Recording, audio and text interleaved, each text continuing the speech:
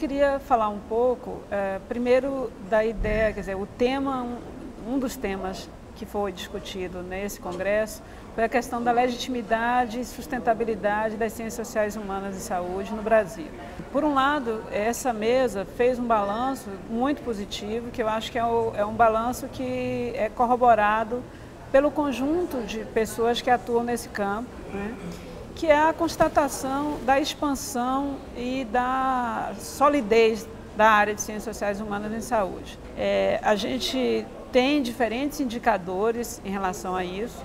Um deles é o Congresso, o número de participantes e a própria pujança dos temas e dos trabalhos, né? Então, acho que tem é um indicador que revela isso. A quantidade de professores, pesquisadores que vêm se vinculando a essa área. E, enfim, a gente pode sim falar hoje de institucionalização das ciências humanas e sociais e de consolidação. Mas isso não significa que não tenhamos desafios. Eu acho que dentre os desafios que estão sendo apontados, um deles, assim, já assumimos como um compromisso. Eu fui coordenadora da comissão no período de 2009 até o dia 14 desse mês. Durante a oficina assumiu-se, foi definida a nova coordenação, ao qual a gente apoia completamente. Mas, enfim, no encerramento desse mandato, eu já tinha expressado desde o último congresso o desejo de levar adiante um amplo projeto de pesquisa que possa mapear, né, e explorar de forma bastante ampla a inserção, atuação, situação das ciências sociais e humanas no Brasil em 4 frentes, em 4 dimensões. A dimensão político-institucional, que na verdade pretende responder à pergunta quem somos, onde estamos e de que modo estamos, do ponto de vista de inserção no conjunto de programas que estão alocados na CAPES na área de saúde coletiva, que hoje é um número muito significativo, supera os 70. A gente vai se concentrar principalmente naqueles que têm o mestrado acadêmico, o programa acadêmico, mas não exclusivamente. Em princípio, o universo são esses programas. E dentro desses programas, explorar, portanto, em que contexto, em que situação estão os docentes, pesquisadores da área de ciências humanas e sociais, e até se eles se reconhecem como tal, em que departamentos, em que grupos de pesquisa, se são efetivos, se são bolsistas, se são, enfim, qual é essa situação. E os outros 3 eixos, que são 3 eixos clássicos da atividade universitária: pesquisa, ensino e extensão. Primeiro dizer que esse projeto não abre uma frente absolutamente nova, né? Ele dá continuidade, dará continuidade a um conjunto de esforços, iniciativas e com produtos memoráveis de outras pessoas, quer dizer, de baluartes desse campo, como a Madel Luz, a Maria Cecília Minayo, o Everardo Duarte Nunes, que atuaram em diferentes momentos perfilando, né, fazendo essa mesma pergunta. Agora, por outro lado, eu acho que a pesquisa traz um elemento inovador, que este sim não foi contemplado, é a extensão, né? A extensão, na verdade, nunca se perguntou o que faz, onde está, né, e as implicações disso, e o fato de articular todos esses componentes, que também acho que é um elemento audacioso e complexo, mas que a gente vai encarar. Então, eu diria que há no horizonte alguns elementos assim que nos incitam a levar adiante esse projeto. Um deles é a implantação de um curso de graduação em saúde coletiva.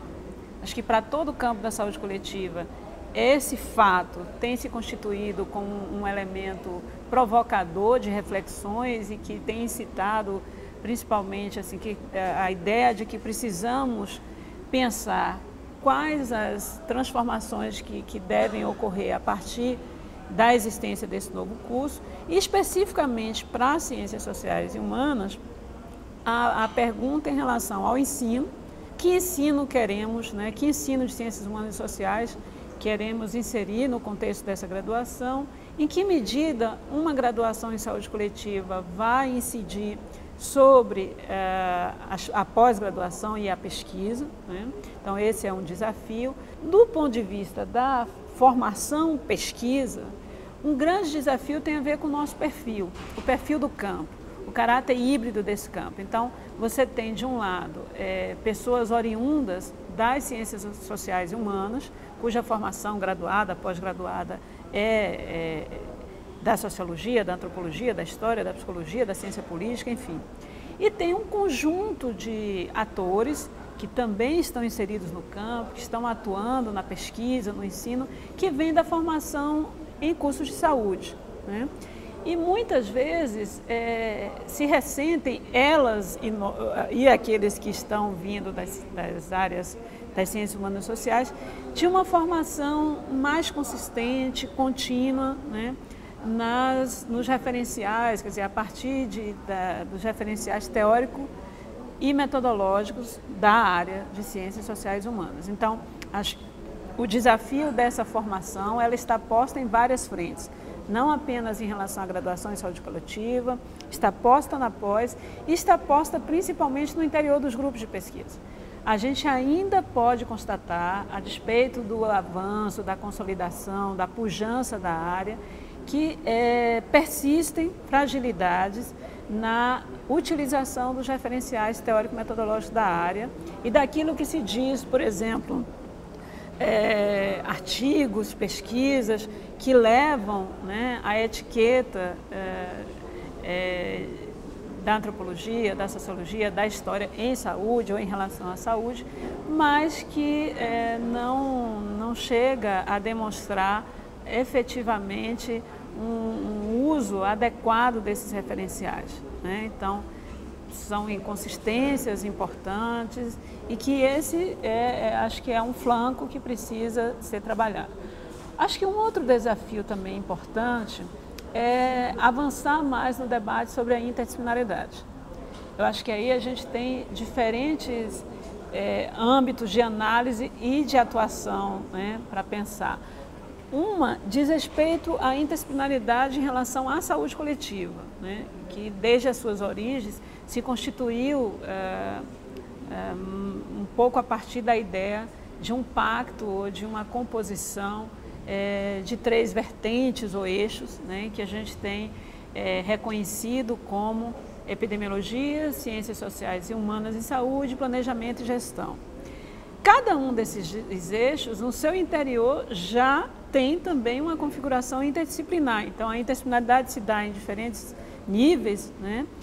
Entretanto, seja de um jeito ou de outro, seja num âmbito ou em outro, existe um pouco diferenças entre o que possa ser a adesão ao princípio, a retórica desse princípio e efetivamente o exercício desse princípio. E o exercício desse princípio eu acho que se vê dificultado porque temos tradições distintas, processos de trabalho e modos de atuação distintos. Existem também disputas políticas, como em qualquer campo, né?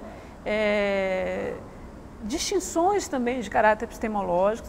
Então, acho que a ideia, inclusive, da gente estar contrapondo e refletindo dialeticamente sobre disciplinaridade, interdisciplinaridade ou transdisciplinaridade. Só posso falar em trans ou inter se eu reconheço a disciplinaridade, especialização, generalização, sem fazer disso, não é produzir falsas dicotomias, mas é, de fato, considerar essas dimensões, essas categorias e analisar que estratégias a gente tem adotado no conjunto da nossa praxis para avançar no trabalho interdisciplinar, efetivamente. Porque muitas vezes a gente não supera a dimensão retórica disso.